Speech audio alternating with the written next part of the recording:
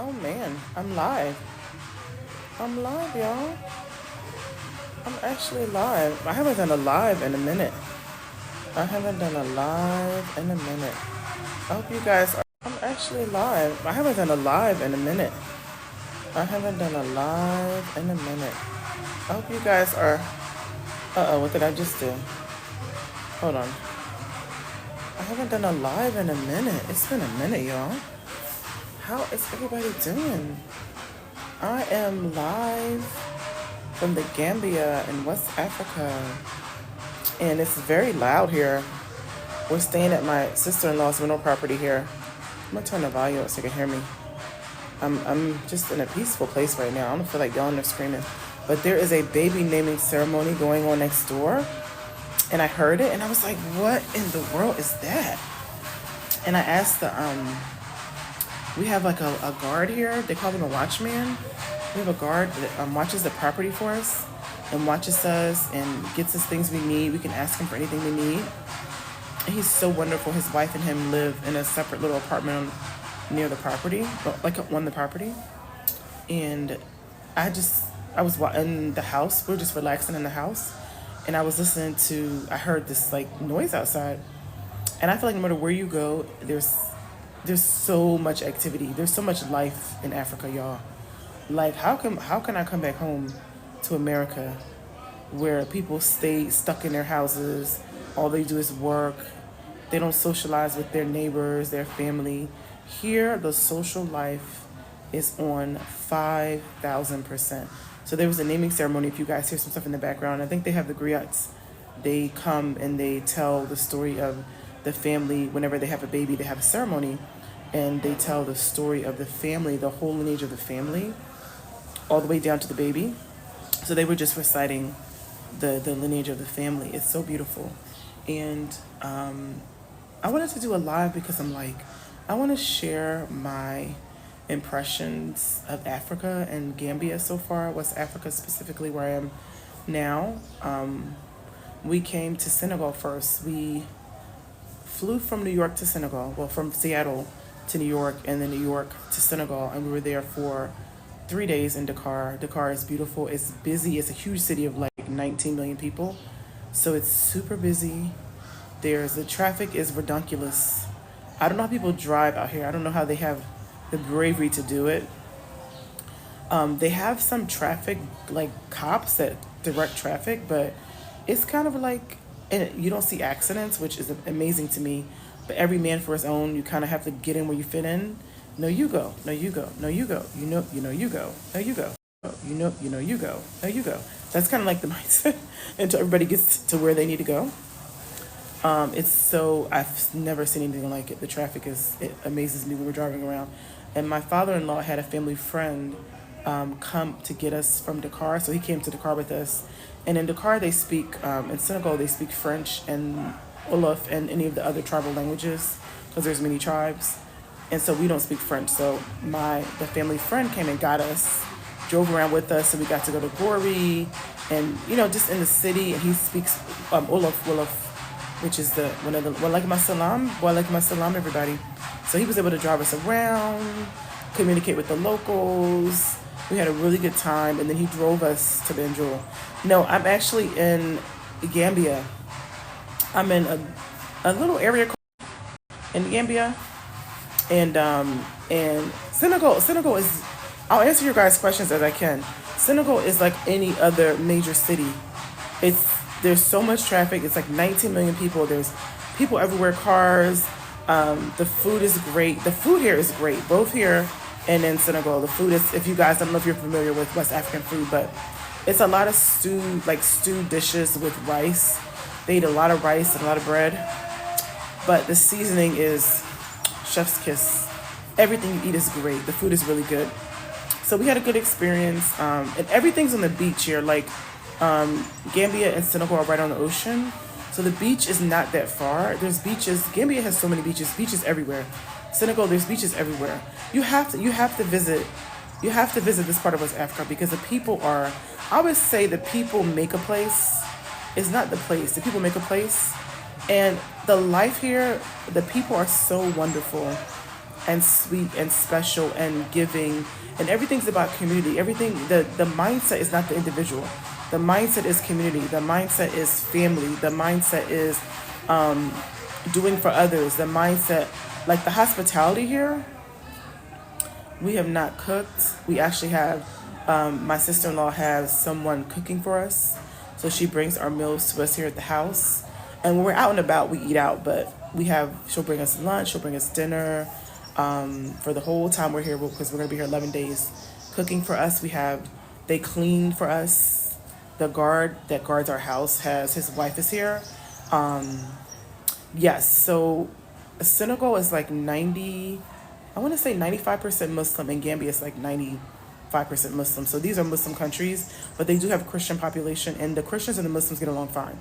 Like for Christmas, the Muslims go to their neighbor's house and they have dinner with them, and then for Eid, when they have Eid here, the Christians will go to their Muslim neighbors' houses, and a lot of times there's intermarriage between Christians and Muslims. So you'll have, like my husband, his mom's side is Christian, his dad's side is Muslim.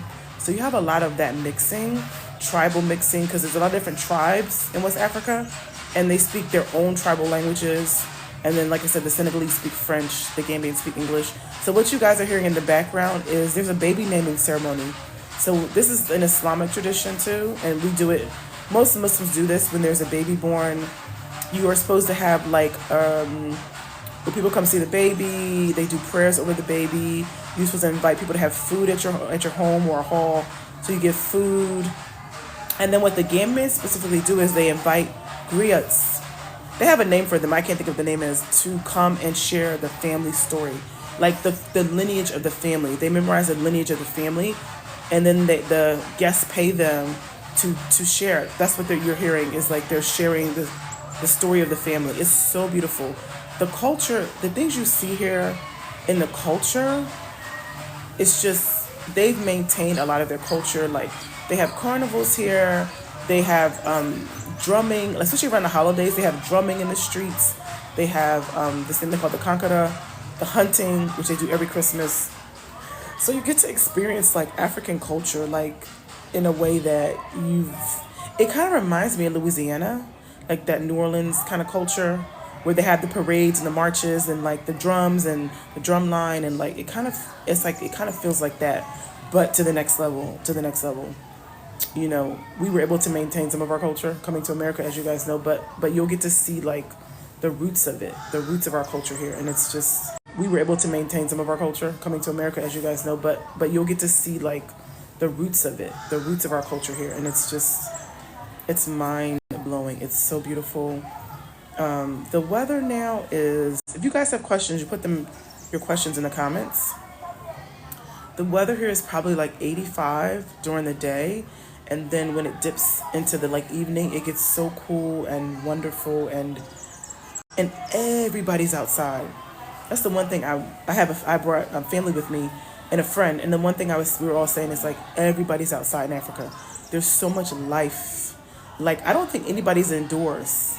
Everybody, all during the day, people are moving, going, walking, getting taxis, they have these little minivans, driving. Like, it's just so much life, and you speak to your neighbors, you speak to everybody. When you walk into a store, assalamu alaikum. When you walk to the market, assalamu alaikum. When you see the market ladies, assalamu alaikum. You speak to everybody you see. Everybody speaks to everybody, right? It's a community-based mindset, one that I've never seen in the States. And I can't, one day we're going to live here, inshallah, and I cannot wait. The food is good. It's fresh. They cook like fresh food every day. I remember when I first got married to my husband, he was like, yeah, we don't really eat leftovers like that. He's like, he didn't even really know. I mean, maybe one day he would eat leftovers, but the next day he was like, no, because he was really used to fresh food. And it's like communal living here. Like you'll have a compound where like my husband's family, their compound, his father lives at, but they have separate apartments in the compound. So like they have the main house where his dad lives, but then they have the separate compounds where the brother lives with his wife, or his wife lives there, or the children can still live there. So families stay together. Families stick together. Families build together here. Families put their money together. Like when there's a naming ceremony or a wedding, even if you go to a wedding here, like everybody's giving money. They're throwing money because they're all contributing. Did I freeze? I froze. Let me know, guys, if you still see me. I'm on the Wi-Fi here at the I'm on the Wi-Fi here at the house, and the Wi-Fi isn't 100% stable. So, let me know if I'm still frozen or if you guys can see me. Can y'all see me? Can y'all see me? This is a little. I'm sitting on the little courtyard. It's like a not courtyard. They have a courtyard, but I'm sitting. I'll show. I'm sitting just in the backyard. There's like a little backyard, and this is like the. I'll show. I'm sitting just in the backyard. There's like a little backyard, and this is like the. Hold on. Oh wait, I have to figure out how to unlock it. I'll figure out how to unlock it. So this is just a little backyard area, and this is the courtyard. Most of the houses here, they build the houses with a courtyard, and sometimes they'll build like they'll have separate quarters on the compound house we're staying at. So this is a little courtyard area, and then the guard, the watchman, he stays in that house with his wife. And like I said, he does everything. He's like, they clean the house for us. She even does our laundry. We have food delivered to us from one of the other, my mother's best friend is cooking for us. So she'll bring food. Y'all see me good, she'll bring food. And this is the main house. This is the main house we're staying at. And so I'm just doing a video. He's like, what? He's like, do you need anything? Whenever I open the main door and I come out, he's like, do you need something? I'm good. I'm just doing a tour of the house. I'm doing a video. That's Ibrima. He's amazing. He watches over us. He goes and gets our bread. We get fresh bread every morning. He goes and gets our bread for us. If we need anything, he's like, do you need anything? When he hears the door open, he's like, I'm here. What do you guys need? I'm here. And his wife is so sweet. Yes, I'm American. I'm African American. And I live outside of Seattle, originally from Philly. But my husband is, he's Gambian. You're going there in April? Oh my God, you're going to love it. You're not going to want to come back. You know, we have infrastructure and we have pretty buildings and we have what looks like, it's very superficial, but what they have is heart and soul and community and love and peace and humanity and caring about your neighbor and caring about each other and building together and wanting good for each other. Like what they, and what's crazy is the country is changing so much. You'll see this, like it's modernizing and there's a lot of development and investment coming here. So the country is, I was here 3 years ago and they just built a brand new highway and there's so many resorts popping up. I think they're trying to make it like a resort town because the beach is right here. There's so many resorts popping up. There's so much development popping up, and a lot of the diaspora are coming back home, and they're moving to Africa, and they're building up Africa. The Chinese are building up Africa, as you guys know. So there's a lot of development. The Indians are coming and building it up. So there's a lot of development, and land is still pretty cheap. So if you're thinking of investing and buying land, it's a good time. Yes, my cousin lives here too. I have a cousin that lives here too. I'm going to see her before I leave. And they came from America and they love it. They love it and I love it. And I cannot wait to one day. Our plan is to retire out here. You know, you don't want to come to Africa broke. My husband always says when you come, you want to come with money, you want to buy land. And here, like, they build their houses from the ground up. So you can buy land still. It's fairly cheap. But you want to build on it and you want money to build. And it's not expensive to build a house. I was talking to our driver and he was like, and I was like, well, how much is it like to buy land? And he was like, between maybe, depending on where you are in the area you're in, if you're close to the ocean, it's going to be more expensive. But he was like, maybe between $3,000 and $5,000. And then to build a house, he was like, maybe like $15,000, $20,000 to build a nice house, you know? So it's not crazy expensive, y'all. And like, to give you an example, so I took my kids, yes, you can build out here very cheaply. I took the kids to get burgers and fries, you know, my kids. And I spent $4.33 in dollars, in American dollars. Their delicacy is a different conversion. I spent $4.33 per each burger and fry combo. Right, it's fair. And then Mina had the other day, she had chicken Alfredo and it was like $7 for a whole big plate in a nice restaurant. So your money, as you guys know, we got the States, your money goes so much further. Like, you get, how can I go back and go to a regular restaurant and spend that kind of money knowing, like, it's crazy. I feel like it's made me more frugal. I feel like I'll be more frugal because everything is just cheaper here. And the quality of life is just better. Like, yes, they do still have dirt roads. There are plenty of places you're going to see dirt roads. They have a major highway, but then as you turn off the highway and get into the neighborhoods, I'll show you guys. I'm going to, do y'all want to see the house, inside of the house? Tell me what you guys want to see. I did this live specifically for you guys so you could experience Africa with me on my journey.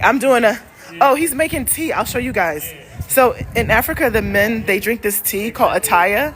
So he's making the ataya tea and it's making tea. I'll show you guys. So in Africa, the men, they drink this tea called ataya. So he's making the ataya tea and it's very strong. It's green tea, but it's caffeinated and they love it. It's green tea, but it's caffeinated and they love it. You're on my live, on my TikTok live. And so the men make it and they drink it and they drink attire and they sit and chat. It's like what they do. It's like how they socialize. They sit and drink attire. She said she wanted to see. Did you see it? Sweet and Blessed, did you see it? This is Ibrima. Everybody say hi to Ibrima. And they make it like that. It's like a little art they do. It's a social thing. So people come to your house and you have to drink it. You have to socialize and drink it. And it's just so beautiful. This is a little backyard area. I'm just showing them around. They're very sweet, nice people. They're very smiley and warm. That's a water tank that we use. We use to hold the water for bathing. And there's houses they're building. I'll take you guys out. Do you guys want to? I can't go too far because I won't have Wi-Fi. If I leave like the compound, I won't have Wi-Fi, so I can't go super far.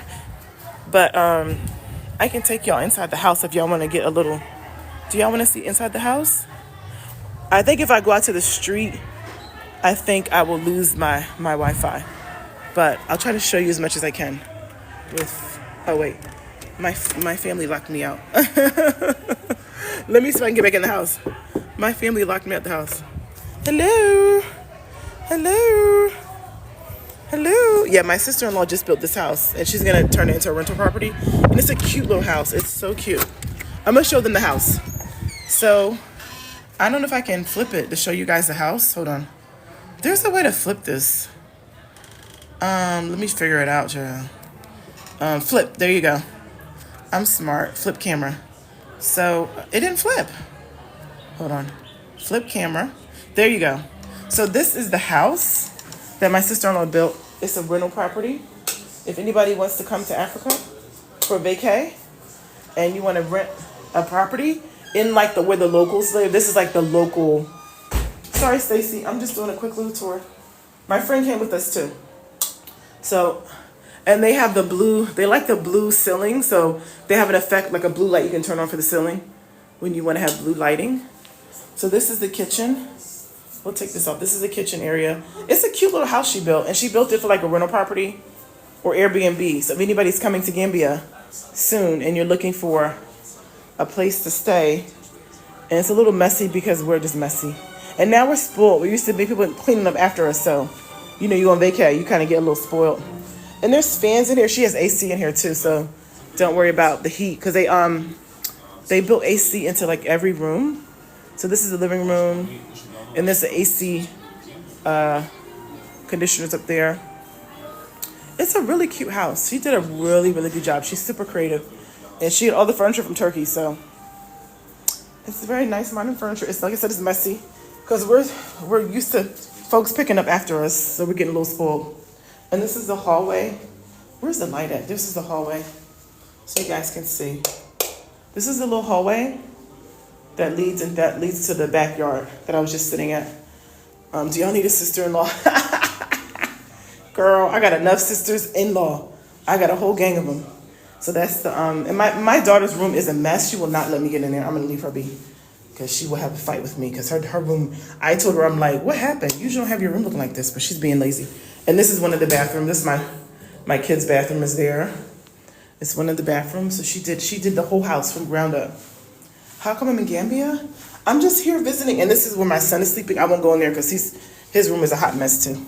I'm in Gambia for vacation. My husband is from Gambia, and this is the master. This is the master bedroom, and I'm just here to visit family. My husband is from Gambia, and this is the master. This is the master bedroom, and I'm just here to visit family, and they have wardrobes in every room. And this is the master. Like I said, if you guys want to come to Gambia and you're looking for a property to stay at for an Airbnb, or, you know, like as a hotel property for a couple of nights or whatever, let us know. Because this is a rental property that my sister-in-law built. And this is our bathroom. It's really cute. And they have hot water heater. That's the bathroom. So they did a really good job. So that is the house. Any other questions or comments? I'll be on for a bit. I'm just sitting around. We were just sitting watching TV, and I was like, because I feel like every day we've been doing something. We've been moving. Beach days. It's a lot of family time. Like, hold on, let me flip my camera. There you go. It's a lot of family time. Family is everything here, girl. Everything. I feel like every day there's something with family members doing something. Like, they love their families. They prize their families. So we've been spending a lot of time with family. So today we just want like a day of rest, because I feel like since we got here, we've been moving, going, beach days, pool days. So we were like, let's just chill out today. Because tomorrow we're going out to, sorry, I just wanted to show the house. So tomorrow we're going out to, let me take my flip-flops. I'm going to go back out. Because my friend's watching a movie, and she's like, really? Or a documentary. And she's like, really? We're going out to where Kunta Kinte, his village, where he was originally from, is called Jufure. So we're like, let's just have a day of rest today, because we've been doing a lot. Every day is something. So I'll go back outside. I wonder if I have internet. If I go, I kind of want to show you guys. Hello. Hi, you guys came. Are they selling something? Oh, they're selling fish. What's it called? Oh, they're selling soup. Hi, you guys are on my TikTok. So the kids are in Africa are so independent, girl. My friend is like, why are they like 3 and 4 walking in the streets by themselves? So they're always selling something. So they came by to sell something, and it's like fish. Is it fish? I don't know what it is. It looks like fish. Okay, so I can't pronounce it, but it's like fish or something. Chachibo. A soup. Goro soup. Goro soup. So you're selling soup? So they came by, and you live in the neighborhood? So that's the thing. All the little neighborhood kids, like the kids are free here. I've never seen anything like that. The kids they just walk around, and their parents let them be. You'll see them walking on the streets. You'll see them walking in the roads. You'll see them selling things at the market. The kids are just loose. They just let their kids loose. And my husband says, yeah, you grew up real fast in Africa because you were real independent. Market, the kids are just loose. They just let their kids loose. And my husband says, yeah, you grew up real fast in Africa because you were real independent. Your parents are not, once you get to a certain age, it's like they try, charred fish. Oh, thank you. So this is like outside, and they're having a naming ceremony. People are always just walking around. They're having a naming ceremony down the street. You hear the music? Y'all hear it? So, I just helped you to encourage your decision to move there. I'm here until, y'all hear it? So, I just helped you to encourage your decision to move there. I'm here until, I'm surprised I have internet still. Not in anymore. I'll show you like the street. So there's a baby naming ceremony going on. This is the little street that we're staying on. And I'm going to stop once I lose my signal, because I don't want to video people that don't know these people, they're neighbors. But you see all the guys sitting outside. I don't know these people, they're neighbors. But you see all the guys sitting outside. It's a baby naming ceremony, so the whole neighborhood comes. I don't know these people, they're neighbors. But you see all the guys sitting outside. It's a baby naming ceremony, so the whole neighborhood comes. You see music, you know, and neighbors come and everything. The thing about Africa that always they just sit outside and you chat with your neighbors and you just people watch and watch people go by. It's just always something to see, you know. I'm surprised I still have a connection because I'm literally like, that's the compound that we're staying at, and I'm literally like out of the compound. So if you guys, when I freeze, let me know because I go back. We'll see how far this. We'll see. Hello, and there's a lady just walking by. How are you? Assalamu alaikum. You look beautiful. Thank you. So people, you just see people walking by, and you just like you greet. Everybody greets everybody.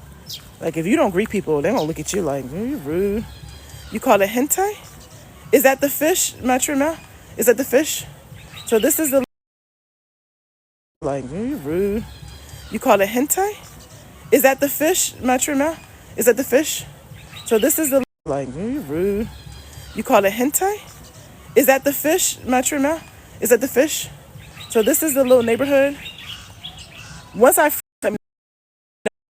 because I'm far away.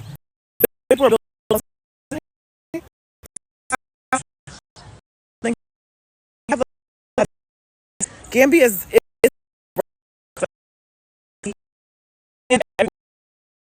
red clay like we have in Georgia. They have a lot of red clay. They have sand. I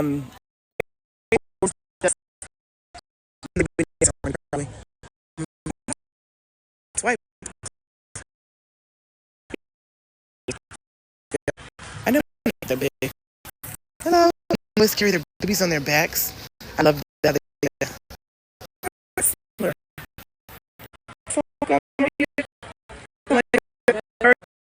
Love how they carry their babies on their backs. It's so beautiful. I don't know how to zoom back in. It's freezing? Okay. It's freezing, so we're going to go back in. So, assalamu alaikum. How are you? So we're going to go back in because if I'm freezing, that means I don't have a signal. So let's go back in. We need Wi-Fi. We have to go back in. Get back on the Wi-Fi. Why can't I make this smaller? I don't want to make it. I want to make it smaller. Hold on. We'll go back in. So we're going to go back into the compound because we don't have Wi-Fi outside.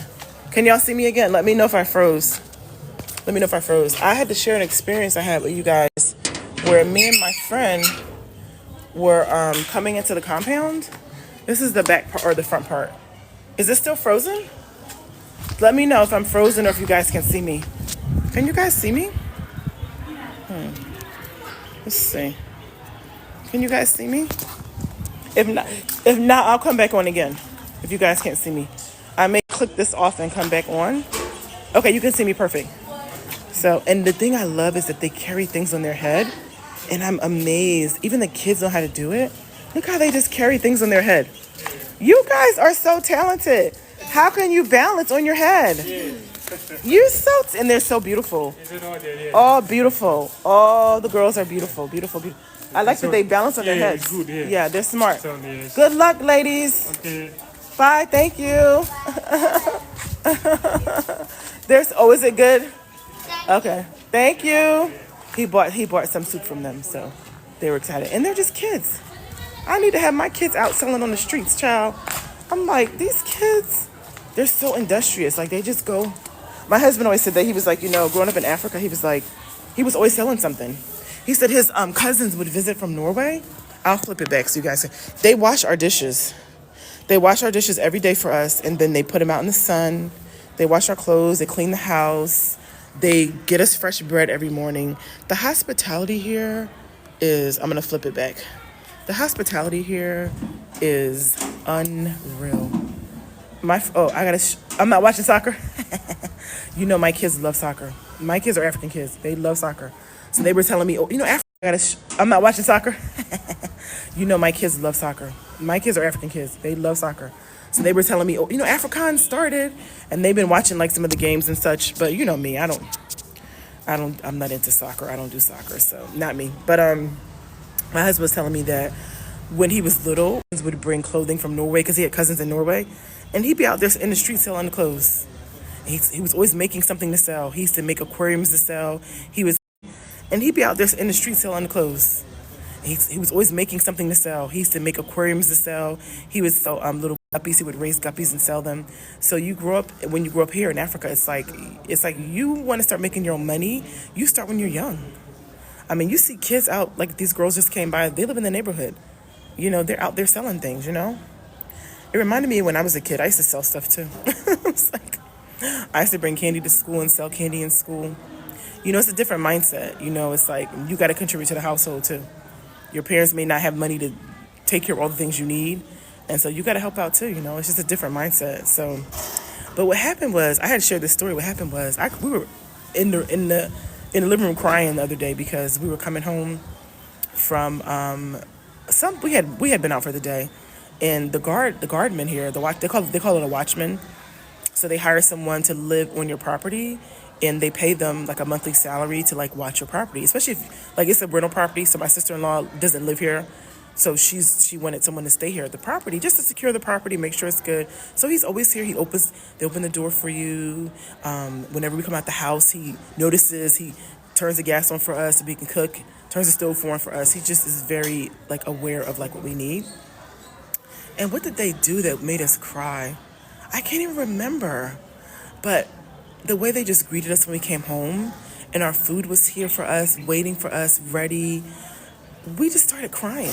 We were just emotional. Like, we're in Africa, and the level of hospitality, how they take care of guests, is like nothing you've ever seen. Not even like being in a hotel and people are paid to take care of you. Family takes care of you. Everyone wants to make sure when we go see family, they bring out the huge plates of food, and in their culture, like, they eat out the same plate. So like they'll bring a whole big plate out for you, and you'll eat with your family, and you'll just sit and talk. And for them, like, family is the most important thing, and they love socializing with their family every chance they can get. And we were just crying. We're like, even the ones who don't have a lot, that's the thing too. Like, a lot of them don't maybe have a lot. Some do. And you'll see it. You'll see the poverty. There's poverty here. But you also see people that have money, they're doing well. And even the ones who don't have a lot, they have good souls. Like, and even the ones who don't have a lot, they have good souls. Like, they look out for you. Like, they want to make sure you're good, you're happy, everything's good. It's just, and they'll give you anything they have, anything you need, they'll give it to you. It's just something that you can't experience, I don't think, anyplace else. So I always tell people you have to come. Don't listen to the media about Africa, like, especially Gambia, because Gambia is a very peaceful country. They've never had, well, they had one military coup that took over the government a long time ago, but he's been disposed. So they have a new president, and they're more optimistic about the president and the future of the country. They're building highways. They built a new highway. They're building new roads, pave the roads, because there's a lot of roads still in the neighborhoods that are still dirt roads. So they're working on the infrastructure of the country. A lot of resorts are going, so they're working on the infrastructure of the country. A lot of resorts are going up. The Chinese are investing. The Indians are investing. The Gambians and the diaspora are building. They're coming home and building, or sending money home to build, these beautiful structures. I've been sharing like as much as I can as far as content, but I was just here just to give my little view of it. And like I said, one day, inshallah, like, I plan to live here. Like, we bought a condo here, so like, and this being built, so we plan to live here. We have some land too that we're going to build a house out here, a little further out from like the city. But it's just the peace you feel in Africa. There's nothing like it. And like I said, like, we're gonna go to the village of Kunta Kinte. Like, Kunta Kinte was from the Gambia, a little village called Jufure. And I don't know if you guys knew this or not, but like 30% of the Africans who were enslaved and brought to America and the Caribbean came from the Senegal Gambia area. So many of us who are African American, a lot of our roots can be traced to this area. And when you come home as an African American, when you come back, they tell you, welcome home, sis, welcome home. And they give you so much love and support, and they love seeing African Americans here because they know we can help develop the country too, And they don't make you feel like you're different or you don't belong here. Everybody is welcoming, and they love to see you back home. So I always tell African Americans specifically, there could be a large chance that your ancestors came from this part of West Africa, right? Because of the 30%. So when I go out to Jufure, we're gonna go inshallah in the morning. I'll try to take a lot of videos and pictures. And the Kente family still live in Jufure. So the descendants of Kunta Kinte still live in the village, and they welcome African Americans. They want us. They say, "Oh, come home." They say, "Bring more. Come, bring home." They want us to come home, you know. And I think our media tries to paint Africa in a negative light because they don't want us. They don't want us to know who we really are. Because think about it: when you have pride in who you really are, you know who you are. Nothing can stop you. Nothing, right? When you really know who you are. And then being like me being a Muslim, like one of the beautiful things you see is, and this was in Senegal too, is you hear the adhan for all the prayers. You see people praying in the streets. When it's time to pray, we all your energy, your focus goes back to God. No matter what you're doing, no matter what you're doing, you put your focus right back on God. You'll see them praying in the streets, praying on the sidewalks. Everybody has. No matter what you're doing, you put your focus right back on God. You'll see them praying in the streets, praying on the sidewalks. Everybody has their prayer rugs out, even going to Juma. I went to Juma the other day. Beautiful masjid. They do the khutbah, the sermon, in their language, in Wolof. So I didn't know what they were saying, but then when they got to the part where we make the prayer, you could fit right in and just pray. And they were also welcoming to me, and assalamu alaikum, how are you? And they can look at me and tell I'm not from their little neighborhood, because this is like a neighborhood. Like, we're staying where the locals stay. The last time I came, I stayed in the tourist area, which is called Senegambia, and I stayed like in a really nice like resort. And we have day pool passes, so we still go there with the kids, and there's a beach and there's a pool. But this time I wanted to stay where the locals stay. I wanted to experience Gambia from the local perspective of like going to the market, ladies. Like, we get our fruit, like we just went and got our fruit, our grapes and our oranges and our vegetables that the market ladies grow. Like, they have gardens and they grow the produce in their, like, at their homes, and they come out every day and they have beautiful produce. I gotta take pictures of the produce. Get fresh fruit every day, fresh veggies. They have fish markets here where they go out and catch fish in the ocean every day, and they sell all different kinds of fish. All the meat is halal. All of it is halal. That's the thing too. Even eating here, if you get a burger, it's halal, right? No matter what you get here, it's halal. And it's so funny, but then you still have the African culture immersed with Islam. And I'll give you guys a story. It's so funny. So like I said, you hear the call to prayer. You hear they're done. They're making prayer, right? Everybody stops. I think he's making prayer. Story is so funny. So like I said, you hear the call to prayer. You hear they're done. They're making prayer, right? Everybody stops. I think he's making prayer. I know he's doing. He was making prayer earlier when I came out. He was praying right here, just on the ground praying. But there's a story, and you'll see cows walking around in Gambia, cows everywhere. And me and my friend were like, why are there just cows walking all over the place? They're just walking in the traffic. People aren't hitting them. They're walking on the sidewalks. I'm like, what the heck? So our driver, Irima, the family friend, he goes, oh, those are the cursed cows. And we're like, huh? He's like, a long time ago, there was a father that owned these cows, and I don't know what the issue was he had with somebody, but he cursed the cows. So he died and passed, but many more cows have been born since he died and passed, but he put a curse on all the cows. So all the villagers and the local people, whenever you see the cows, they're scared to mess with the cows. So nobody eats the cows, nobody hits the cows' cars, because they call them the cursed cows. We're just cracking up. And so he said, and even when a cow dies, he said the government comes and takes the cow's meat and gives it to the animals in the zoo, because everybody is afraid to eat the meat of the cows. These are cursed cows.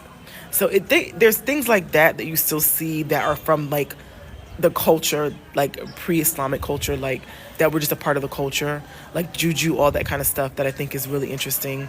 So you get a taste of like the African culture that's sort of like merged with like the Islamic culture, and it's very interesting. You have to come see it for yourself. In Gambia they speak English, because the story of the Gambia is crazy. So the Senegalese and the Gambian are the same people. They're the same tribes, whether they're Wolof, Fulani, Mandinka, Jola, like it's the same tribe of people. And what happened was when the English, a long time ago, like in the 1700s, started to take slaves from Africa, they wanted an easy way to get the slaves from the interior of West Africa to the Atlantic Ocean. So they cut out a piece of Senegal. Literally, Gambia is a piece of Senegal. Same people, same culture, same food, everything. They cut out a piece of Senegal because that's where the river was, the Gambian River, so they could float the slaves down the river into the Atlantic Ocean where their boats were waiting, where the slave ships were waiting. So they literally created a country called Gambia so they could literally transport slaves easier to the Atlantic Ocean from the interior of West Africa. So what you'll see is the Gambians speak English because they were taught English by their colonial and, and the Europeans, English who came to take slaves and gold and other resources from Africa. Now the French had owned and colonized Senegal, so the Senegalese people still speak French. Plus, they speak all their tribal languages. So how they communicate with each other, like when we were in Senegal with our Gambian driver, he speaks Wolof, like the Senegalese speak. So he could talk to them, but we couldn't talk to them because I don't speak Wolof, I don't speak French. So he was our translator. So it's a very interesting history, and you still see the English influence. Oh, excuse me, I just ate. The fruit was so good. So you'll see the English influence in the Gambia versus the French influence. Everything's in French. The French influence in Senegal. And they're the same people. They speak the same languages. They're the same people. They just have a different Western language, if that makes sense. So yeah, it's a very interesting culture. It's a very interesting people. Their hearts are like, they're very loving. They're very warm. They look out for each other in a way that I've never seen. They love to party. Africans love to celebrate. If there's something to celebrate, they're going to celebrate it to the max. They have 3-day weddings. Like my husband's, his stepmother's niece got married, and I showed you guys some pictures. So they have 3-day weddings. I mean, there's a naming ceremony for a baby. Every time a baby is born, it's a big, huge deal. I mean, the holidays come around, they celebrate. They love celebrating life. They love celebrating each other. I guess even the ones who, don't have money, and you're thinking, how can people be happy living in a shack or living on this dirt road? And you go to America and you're like, we have all this stuff and people are miserable in America. These people are happy because they have what really matters, which is family, God, love, security. They have what really matters. And believe me, they are not suffering for food.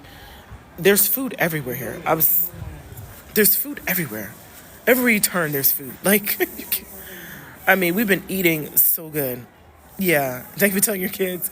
Yeah. If you got to bring your kids to experience it. And even the kids, how they treat their elders with the level of respect the African children are taught. They call me auntie. So whenever they see me, like, it's almost like you're not my family, but I'm going to give you the respect that I would give my mother. So they call the elders, they call them auntie, uncle.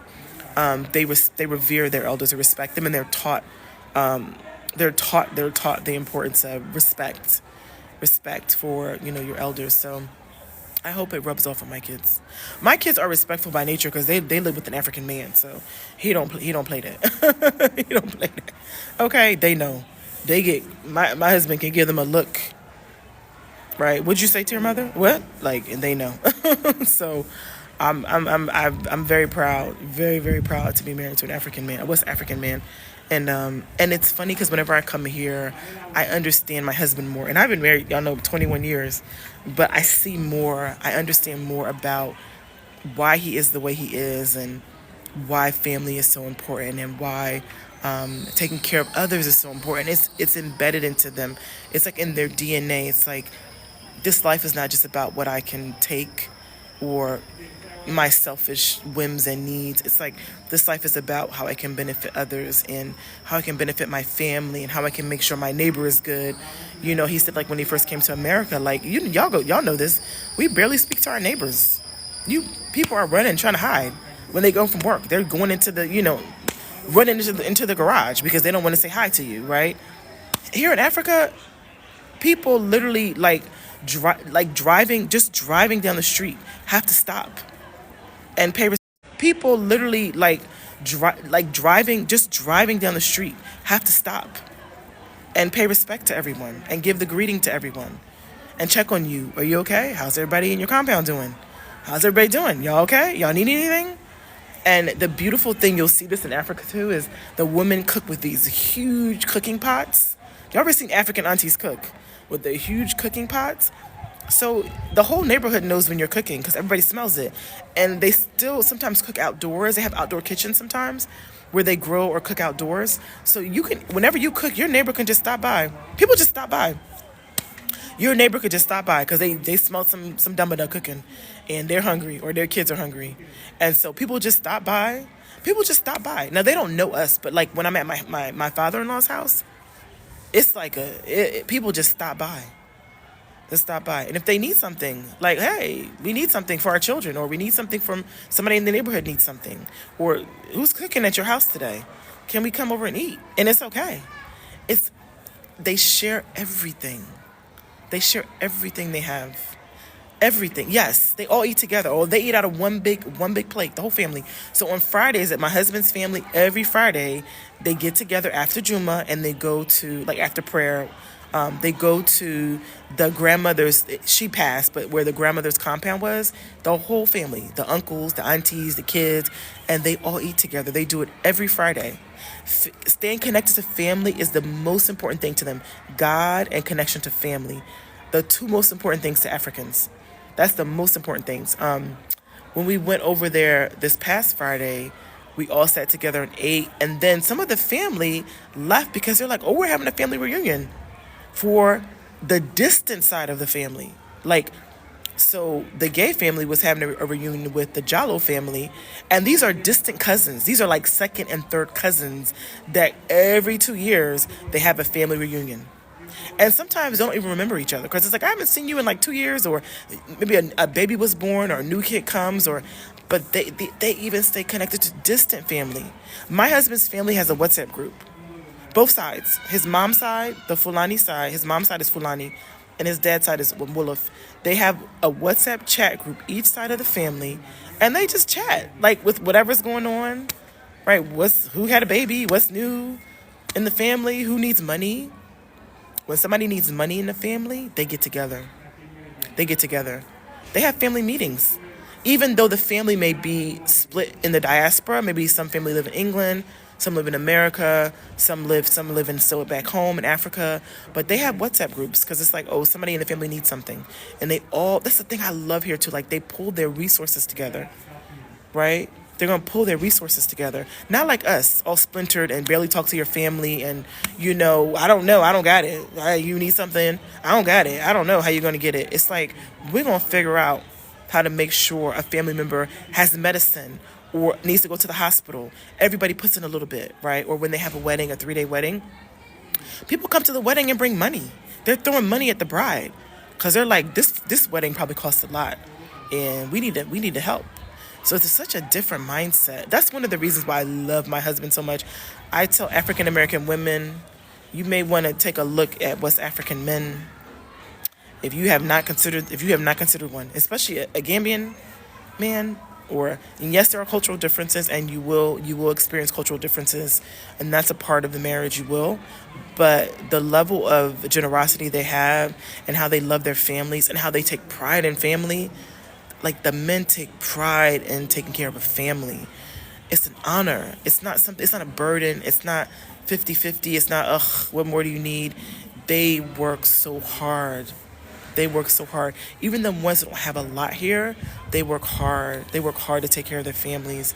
And it's funny because like our driver's always like, he feels bad when he's sitting around because we'll be at the beach and we'll say, no, come sit at the beach with us and come drink, mocktails with us and come have smoothies. And he's like, no. He's like, I gotta move. I gotta be doing stuff. He's walking up and down the beach and he's like, no. He's like, when he was little, he said his father used to pop them whenever they were sitting around too much. He's like, well, men shouldn't be just be sitting around. We need to be doing things. And that's my husband. My husband is like, I need to be doing stuff. I need to be making money. I need to be handling things in business. I need to be doing stuff. And so my husband works 6 days a week. He works 6 days a week. So yes. Oh, I love that. I love that. Your daughter's dad is from the Gambia. Oh, I love that. Yeah, they're really, I mean, I've had a great experience. People always ask, oh, I love that. I love that. Your daughter's dad is from the Gambia. Oh, I love that. Yeah, they're really, I mean, I've had a great experience. People always ask me, they're like, what are African men like? And I'm like, they're individuals, I have to say. Every man's an individual. We're individuals, as you guys know. And we are influenced by our culture, but we're also influenced by our family. So you want to find out what his family life was like. So my husband grew up in a really good family, and his father is like the most wonderful person on the planet. I love my father-in-law. I love spending time with him. We literally every day this is our plan for the day. We're on vacation. Every day we get up late, of course. We get the fresh baked bread. So Ibrima is our watch guard. He's our guard. He goes and gets us fresh bread. We cook breakfast every morning, and then we go every day go see my father-in-law and Kiki, hang out with him, and then the uncles and some of the aunties that live in the compound, they come. We Kiki, hang out with them, and then we go do whatever. But we spend family time every day. I see his family more than I see my own family, because my family lives on the East Coast, and they live like Philly, North Carolina, East Coast, and I live outside of Seattle, so I'm on the West Coast. So I'm far from my family. And the one thing I was telling one of my friends, I was like, what I realized is, from going so far away from your family, I don't think we're supposed to. I think we're supposed to stay with our families. And I don't think I realized that until I got older and you have children. And then your children are not growing up with their cousins and their aunties and their uncles. And you realize that's not the way I don't think it's supposed to be. You're supposed to have aunties and uncles watching over you, popping you in the head and being like, what are you doing? Correcting you, right? That's the way that's the way it was designed. It's naturally designed that way. And I think us moving away from our families is disrupting our families, and it's changing our mindsets. It's making us selfish, and it's making us not see the beauty of community. Yeah, I don't think we're supposed to live far away from our families. My mom lives in my house with me. My sister-in-law lives in the house with me. I tell women this all the time. The reason why you guys are stressed out, frustrated, overworked, doing too much, is you're supposed to have a village. You're not supposed to be doing all the things by yourself. If you have a village, it makes your life easier. If you have your family, imagine everybody living in the same compound. And you're not expected to cook and clean every day. There's somebody, okay, maybe sissy one cooks this day, and sister two, auntie cooks this day, and the uncle, it's like you can spread around the responsibility of life. You can spread it around. Yes, it makes parenting, the thing I noticed, Shaka, too, like the African kids just in the neighborhood, they go to one auntie's house in the neighborhood. They may not even be related to that auntie, but they go play with her kids, and then she feeds them. While she's cooking, the kids in the neighborhood come over, and they're not her kids. They're just the neighborhood kids, but she feeds all the neighborhood kids. And then the next day, they go to another auntie's house, and then she's cooking, and then that auntie feeds all the kids. It's a community-based mindset, which makes life easier. Everything doesn't fall on one person. Where in the States, a woman is doing everything. She's cooking. Yeah, Mexicans do the same thing. They all live together. A woman in the States is cooking, cleaning, working a full-time job, shuffling her kids around to school activities, and she's burnt out. That's what, girl, I see. I see on TikTok women complaining about husbands and marriage. I'm like, because y'all not doing it the right way. We supposed to be in villages, not doing this stuff alone. Walaikum assalam, Farah. How are you, beautiful? Y'all not supposed to be doing this alone. Right, Paris? That's how you grow up. We supposed to share the responsibility of life, and that's what family is for. It's to share it. It's to not put all the one burden on one family or one person. Most cultures in the world operate that way. Western culture is different. Most cultures, Arab culture operates that way, Latino culture operates that way, even Asian culture operates that way. If you go to Seattle, you'll still see Asian families living all together, right? It's just, yeah, this is the thing about coming back to Africa is it's like you reclaim the parts of yourself. You reclaim that. And when you go home, you're going to be different. You're going to be thinking, oh, how can I build a community so I can have more help in my life? I mean, me personally, y'all know my story. Like, I started a business because I was like, I'm not working full time. I'm not. I'm a mother. I'm not working full time. I started a business. I work my business part time. My husband works crazy hours. He works full time. I have time after school with my kids. I pick my daughter up from school every day. I have time for rest. As my kids are older, they don't need as much, of me all the time. But I was like, this life, I don't like this Western life. I'm like, no. And I started praying about it. Y'all know me. I start praying about stuff. Whenever I'm dissatisfied with anything in life, I call it take it to the prayer rug. I take it to the prayer rug and I ask Allah subhanahu wa ta'ala, how do I change this? How do I fix this? How do I make this easier? How do I make things easier for me? Because I really believe that when you have family and you have community, you can make things easier. You can make it easier. If things feel difficult, you should be looking around asking for more help. And a lot of women I find too are afraid to ask for help. They're afraid because they don't want to feel, I don't know what it is. Maybe they don't want to feel weak or vulnerable. And as a woman, and I talk about this a lot too, like, and you hear the birds. There's so many birds here. As a woman, you're supposed to be vulnerable. That's what makes you a woman. You're supposed to be soft. You're supposed to be taken care of. You're supposed to be able to ask for help when you need help.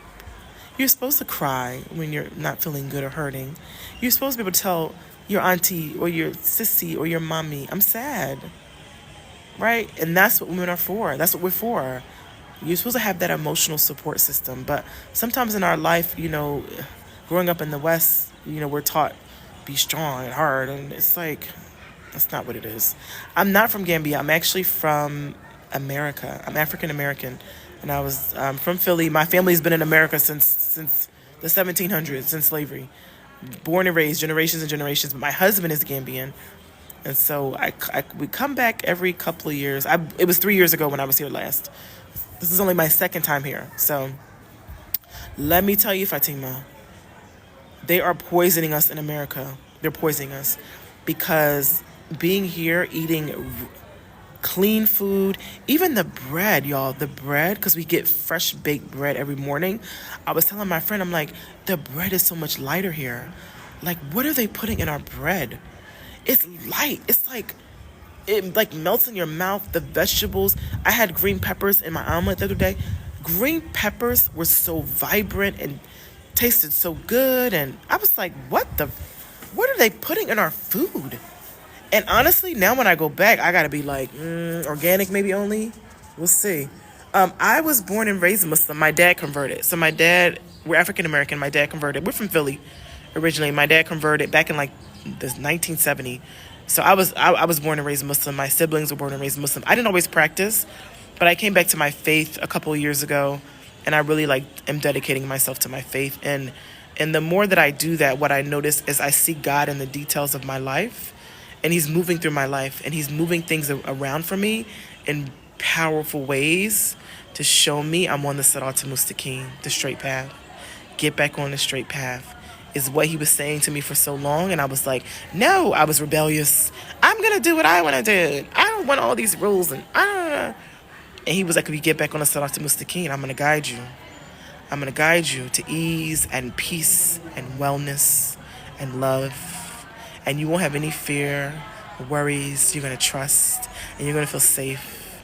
And my life is like, alhamdulillah, as a result of getting back on the Sirat al-Mustaqim. And I'm not perfect. None of us are. But I do my best to make my prayers. I do my best, right? I do the best that I can to give charity, to, think of others. I'm working on that. But he's blessed my life. So if you're not on the Sirat al-Mustaqim, the straight path, get on it.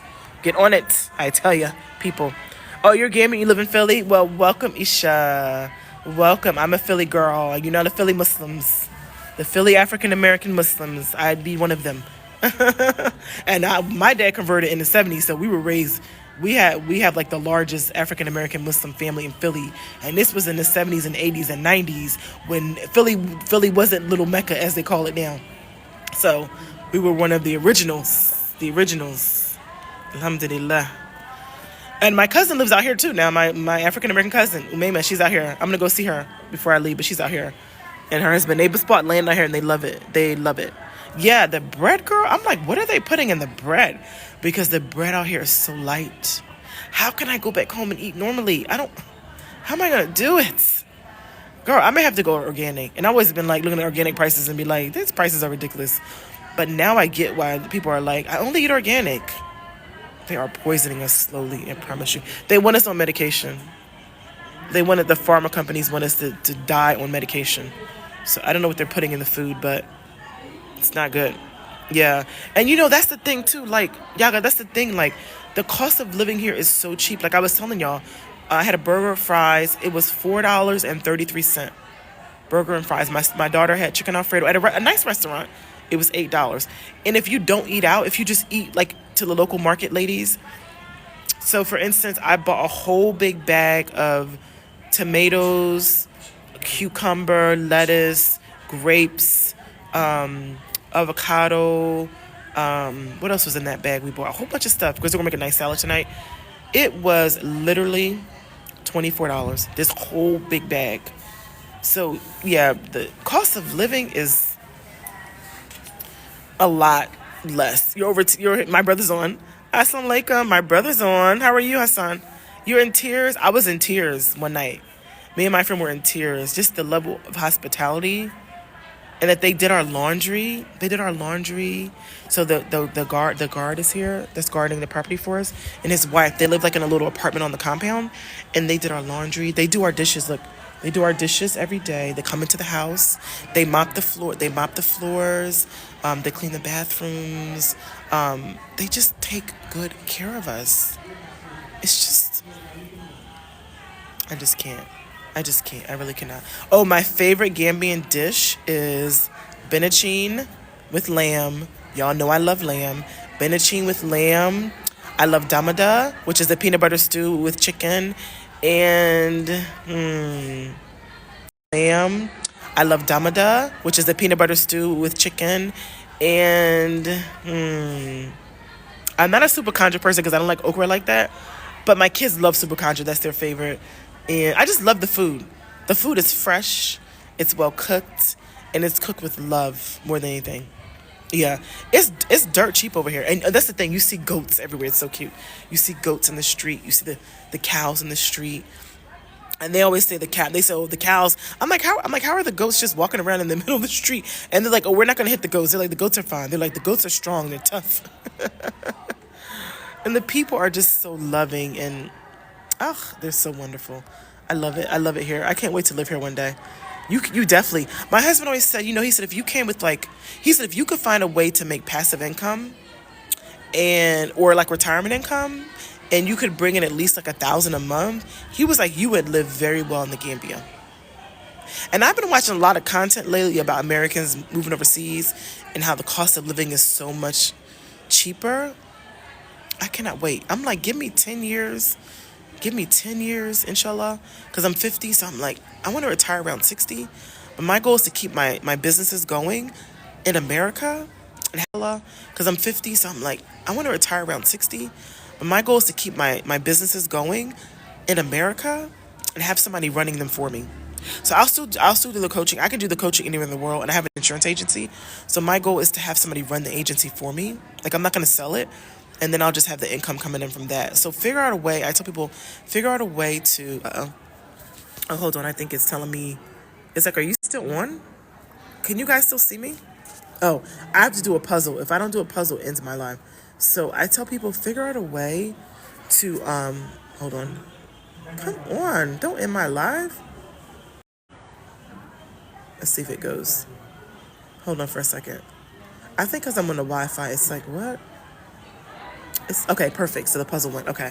I tell people, figure out a way to make income in dollars, like in America in dollars, whether it's retirement income or passive income, even social media, like YouTube, something where you're selling something but you're receiving dollars. Figure out a way to do it and then move overseas, because your money goes so much further if you come with dollars. And then some people do have rent here, but a lot of folks, what they do is they have family compounds. So your grandfather had a house or your great grandfather, and they just passed the compound down. So now the kids live in the compound with their kids. So they have that a lot. Then they also have where Gambians will buy land and they'll build from the ground up.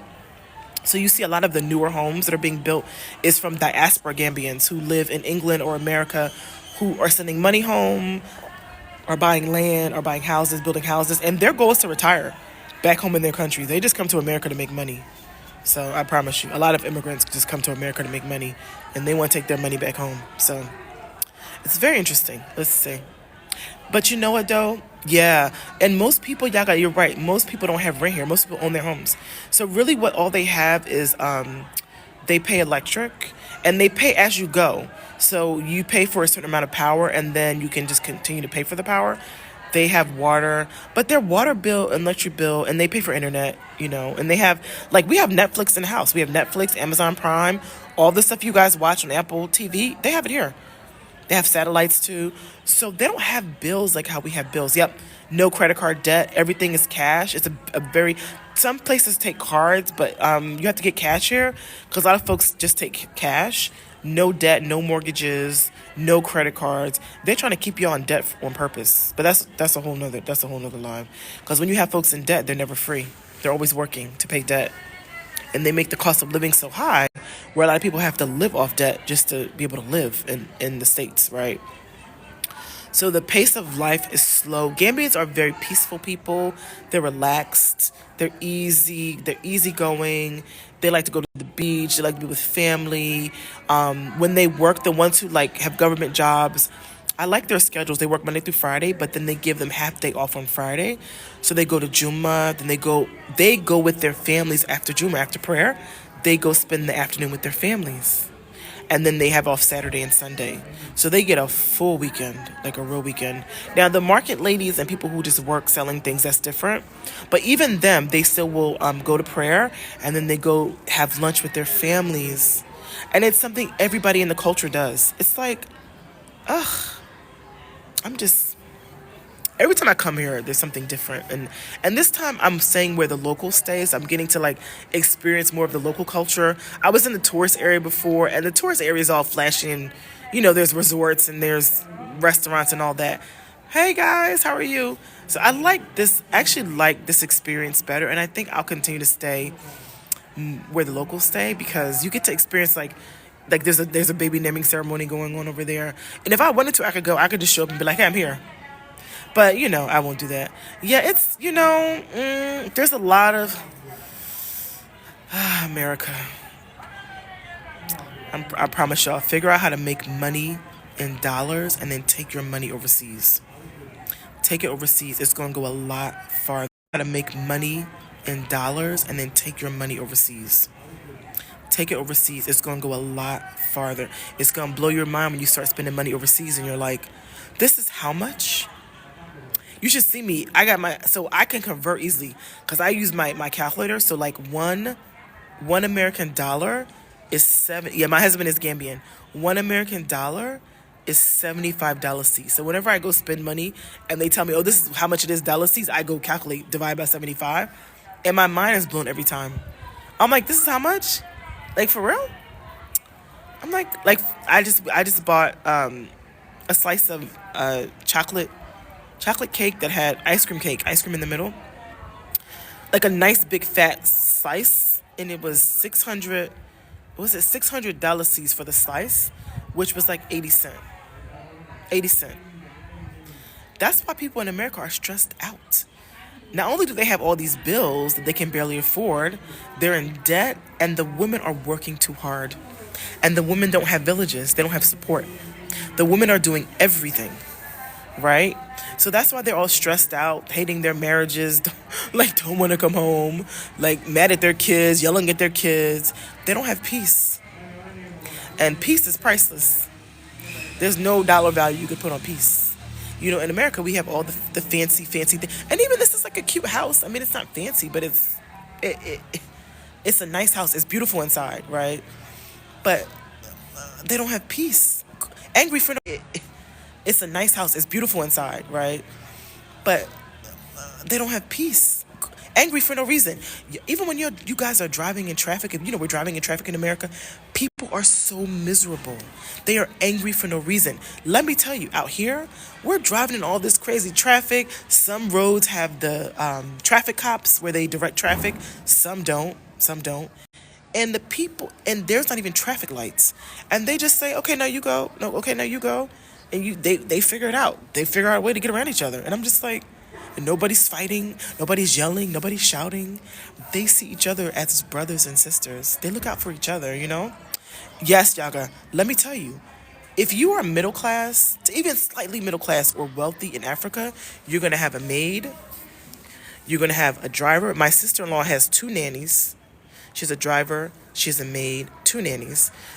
Even families who are not doing super well, having a housemaid is like normal. Having a nanny is like not a big deal. Having a driver is not a big deal. So you're not doing the whole thing alone.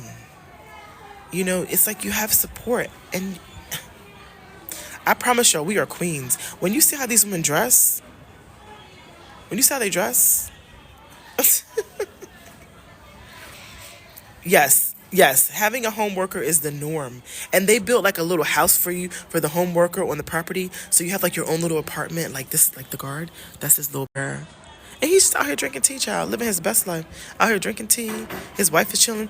We bought them some cake, and they don't like sweets a lot because it's not really a cultural thing. They eat fruit as their sweet, so we brought them a cake, and they were so happy. They were like, "Oh my God, thank you so much!" And girl, yeah, they have community. They have peace. They have community. They have love. They have sun. They have ocean. They have food, fresh food. I can't wait. I can't wait to leave the States, y'all. I can't wait. My husband said, we got to just, get some more money up. We got to make sure we good when we go over there, We bought a condo here. We bought some land here. We're building a house here. So we want to, make sure our house is finished before we move. But he's like, you got to keep saving. You got to keep saving. You can't be spending. You should see me over here now counting my pennies, y'all. I'm a different woman. I promise you. I used to be a spendthrift. I used to spend, and just be like, I'm going to be saving for today. I'm just going to spend all my money. I'm a different woman. I promise you. I used to be a spendthrift. I used to spend, and just be like, I'm going to be saving for today. I'm just going to spend all my money. And I'm over here writing down everything I spent every day. And I had a daily budget for myself. I had a daily budget, and I left one of my cards home because I was like, I'm going to transfer the exact amount of money I'm going to spend while I'm on the whole trip. I will be gone for 2 weeks. I'm going to only transfer that amount of money into one card, one account. I'm going to leave the other card home. And then I have a daily budget. Now, Senegal, I'll tell y'all, Senegal is way more expensive than Gambia. Card home, and then I have a daily budget. Now, Senegal, I'll tell y'all, Senegal is way more expensive than Gambia because I spent more money in Senegal. But when I got to Gambia, I'm spending no more than $50 a day. No more than $50 a day. And that is us going out. That's us getting, we got fruits and vegetables, maybe getting groceries. That's us maybe eating out. I'm spending no more than $50 a day. And I'm holding tight to my budget because I'm saving my pennies so I can get out of the States. I'm living real simply I'm a different woman. I'm a different woman. Cause I gotta get free. Give us free. Give us free. I gotta get free. So I tell y'all, live simply, find a way to make dollars, save your money.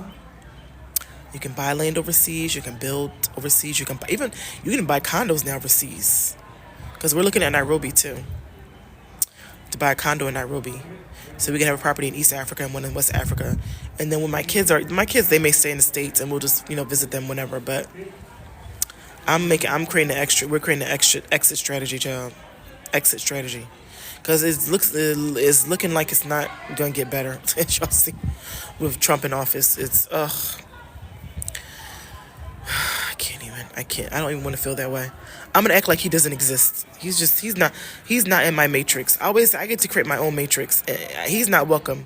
Yes. Oh, Paris, we actually we have a realtor and we just bought a condo in Nairobi. So we're going to have property here and property in Nairobi so we can go back and forth. And I love Nairobi. From what I've seen so far, I want to visit. But what I've seen so far, it's very modern, it's very developed.